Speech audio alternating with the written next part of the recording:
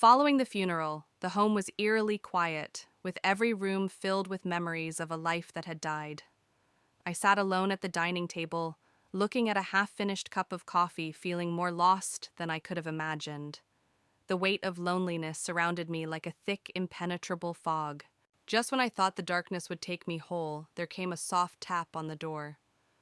Confused and hesitant, I opened it to find my son's best friend standing there, his eyes filled with something I didn't quite understand. Something that would alter everything. When I saw him standing there, I felt a strange shiver go through me. Ethan, my son's closest friend, seemed different in the porch light. He was no longer the lanky adolescent who stole our refrigerator and fell asleep in the living room after playing video games for hours. He stood tall, broad-shouldered, with a gloomy expression, as if he had seen and felt the weight of the world. For a few while, none of us spoke. The night air hovered between us, thick with things left unsaid. "I apologize for your loss," he eventually mumbled in a deeper, more grounded tone than I recalled. I only nodded, unable to find the words. Grief had stolen so much from me, including my husband's laughter, feeling of belonging, and most lately my voice. Ethan moved uneasily, clutching a little container in his hand. "I brought you something," he said, handing out a modest homemade dish. It was a simple but powerful deed that destroyed the fragile barrier I had built inside myself. "Thank you," I responded gently, stepping aside to let him enter. The house snatched him up in an instant, like if it was starving for life and sound. He placed the plate on the kitchen counter and glanced at me with concern on his face. "How are you doing?" he said softly, his gaze searching mine in a manner that made me feel noticed for the first time in weeks. I flashed a hard, humorless grin. My voice trembled as I spoke about survival. Ethan paused for a moment before doing something unexpected, reaching out and grasping my hand, not in a quick, perfunctory way, but in an anchoring, steadying manner that sent a tremble right through my chest. I wanted to shrink and escape into my cocoon of pain, but something within me refused. I needed this connection. I needed a reminder that I was still alive. "Do you want me to stay for a while?" he said, almost shyly, as if afraid of overstepping. I looked around the empty home at the picture frames that still hung on the walls, and felt the crushing weight of silence push down again. "Yes, I already indicated that I may think too hard about it. Please." We entered the living room, which was filled with both warmth and grief. Ethan sat on the couch's edge, while I nestled up on the other end, a throw blanket draped over my lap. We sat there for a few minutes, just hearing the quiet hum of the refrigerator and the odd moan of the ancient home sinking. It was astonishing how natural it seemed, to having him there like a bridge between the life I'd lost and the unknown future that lay ahead. We started chatting about everyday issues, like how he was doing at his new job and how the neighborhood had changed since he had gone away to college. The discourse soon shifted to more serious themes. He asked about my marriage and what I miss most. It was a simple question, yet it triggered something deep inside me. I found myself discussing issues that I had kept buried for fear of crumbling beneath their weight. I recounted the late-night giggles, the quiet mornings, and the shared gazes that said volumes without words. Ethan listened without interrupting or trying to rectify things. He merely listened, his attentiveness and presence so intense that it made my chest hurt. When I ran out of words, he leaned down and said, "You're allowed to miss him while still needing someone." The statement was so raw and honest that I had to shut my eyes for a moment to ground myself. I opened them so I could see him even closer than before. His face was hidden, but his eyes shone. They lacked compassion and instead demonstrated understanding. Only a soft, quiet promise of comfort. For a little moment, I felt as if I was on the edge of something both terrifying and wonderful, capable of either mending or shattering me even more. My heart thudded in my chest, unsure but wanting. It has been a long time since someone looked at me that way, as if I were desired rather than pitied. My breath hitched, and I could feel the intensity in the little space between us. And for the first time in what felt like an eternity, I allowed myself to wonder, what if moving ahead didn't have to mean forgetting? What if it meant finding something fresh, delicate, and healing within the ruins of what had been lost? Ethan must have sensed the shift in my gaze, as he smiled softly and cautiously, bearing 1,000 implicit promises. My pulse accelerated. I had no clue where this night was headed, but for once I was not afraid. I was alive, and I was ready to feel again. Ethan moved slightly, his leg brushing against mine, and the unintended touch caused my breath to catch. It would have been so easy to go away, create space, and pretend the tragedy had never happened, but I didn't. I remained there, letting the heat from his body to penetrate the cold, empty spaces inside me. His eyes searched mine intently, giving me every option to back away and say no, but I stayed rooted to the place, my heart throbbing louder than any words I could have shouted. Without thinking, I reached out and softly wrapped my fingers around his hand. His palm was warm, steady, and slightly calloused, contrasting sharply with the trembling vulnerability I felt within. He responded by raising his hand and linking his fingers with mine, a simple but intimate gesture that caused my throat to tighten with emotion. I had forgotten what it was like to be touched in this manner, not out of obligation or duty, but from genuine compassion and presence. Ethan drew closer, bridging the remaining gap between us. His hand reached up slowly and cautiously, tucking a stray strand of hair behind my ear. His fingers barely brushed my skin, yet they sent thrills down my spine. For a long time he just gazed at me, his eyes heavy with meaning. "You are so beautiful," he remarked, his voice hoarse and perilously near to amazement. No one had spoken it to me in years, and not with such raw, unvarnished honesty. I felt tears burn the backs of my eyes, but I blinked them away, refusing to let them fall. Instead, I leaned into his touch, allowing his hand to caress my face. The world outside vanished along with the agony, loneliness, and never-ending procession of meaningless condolences, leaving just this moment, him and me, and the pulsating potential between us. He moved closer, and I could feel his breath on my lips. There was a pause, a lingering uncertainty, as if he was giving me one more opportunity, but I did not want it. I reduced the gap by softly brushing my lips against his. The kiss started gently and cautiously, as if we were both afraid and the other would draw away. But when I didn't, when I inclined my head to strengthen the bond, he reacted with enthusiasm that made my pulse beat. His arms wrapped around me and pressed me into him, and for the first time in a long time, I felt genuinely and completely embraced. The kiss got more intense and frenzied, as if we were both trying to make up for lost time. My hand crawled up his chest, feeling the power under his shirt, the solid truth of him anchoring me in ways I wasn't aware I needed. He moved back just enough to stare into my eyes, searching for signs of remorse.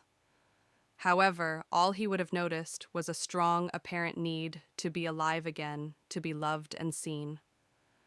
"Are you sure?" he queried in his harsh and low voice. I nodded, unable to form words, and that was all the assent he needed. He arose and gently brought me to my feet, then led me to the stairs. Every stride felt heavy with expectation, and every gaze between us was full with unsaid promises. By the time we arrived in my bedroom, my hands were quivering, not from fear, but from the dizzying anticipation of what was going to happen. Ethan was careful, even reverent, as he helped me remove my cardigan, his fingertips brushing against my skin and leaving trails of heat in their wake. He kissed the crook of my neck and the curve of my shoulders softly, as if he wanted to taste every aspect of me. I responded by sliding my hands through his hair and along the strong line on his back, feeling his muscles spasm and relax beneath my touch. My heart wrenched as he finally laid me on the bed with such compassion.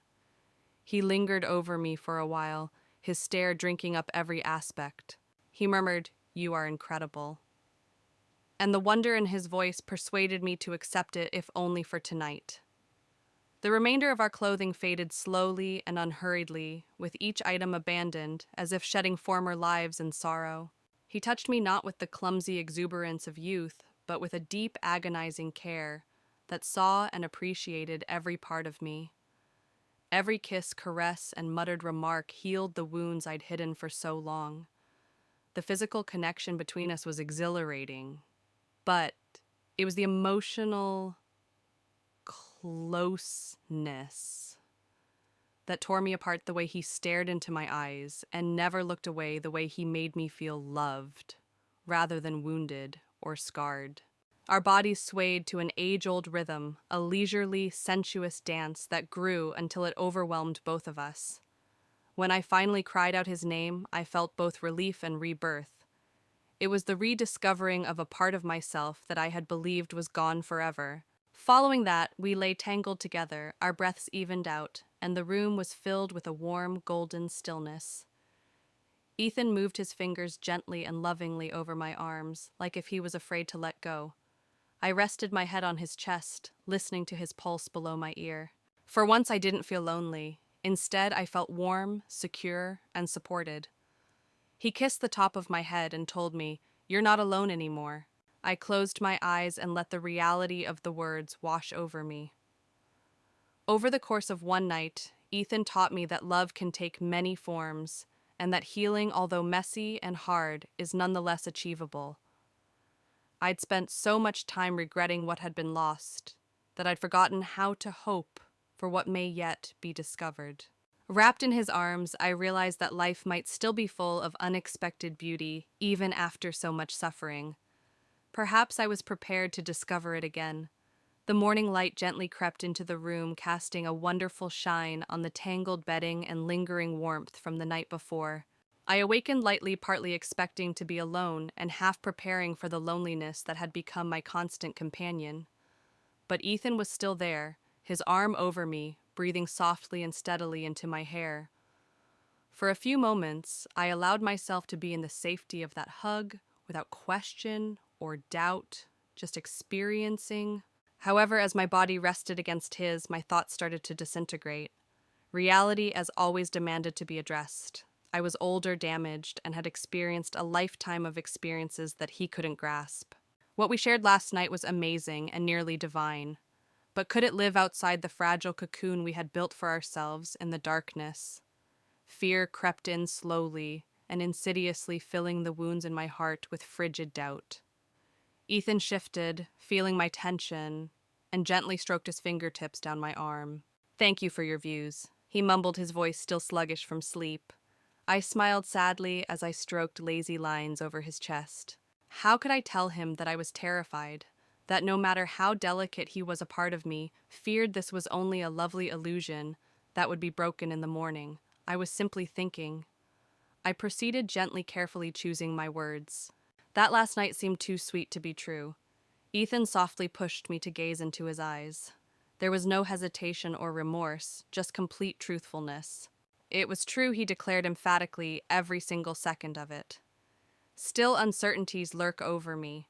What would people say if they knew? Would they consider me needy and sad? Would Ethan one day wake up, look at me with new eyes, and realize he deserved someone younger and less complicated? I tightened the blanket over me as if to shelter my heart from the impending anguish. Ethan sat up slightly, leaning on one elbow, detecting my shift in position. He grinned softly as he proceeded. "You are overthinking again. You do this when you are afraid." I blinked, taken aback by how fast he read me. "Perhaps I am afraid," I said. "You are young. You've got your whole life ahead of you. I don't want to be the mistake you'll regret." His gaze softened as he extended to slit my cheek. "You're not a mistake," he said, brushing away a tear that I had not noticed had dropped. "You are the most courageous and gorgeous person I know." Last night was not spent filling voids. It was about finding something authentic. I wanted to believe him. God, I wanted to believe him. However, previous wounds have a knack of whispering falsehoods at the quietest times. I sank my face into his hand, soaking in his warmth and trying to silence the murmurs of doubt inside me. I muttered, "What will happen now?"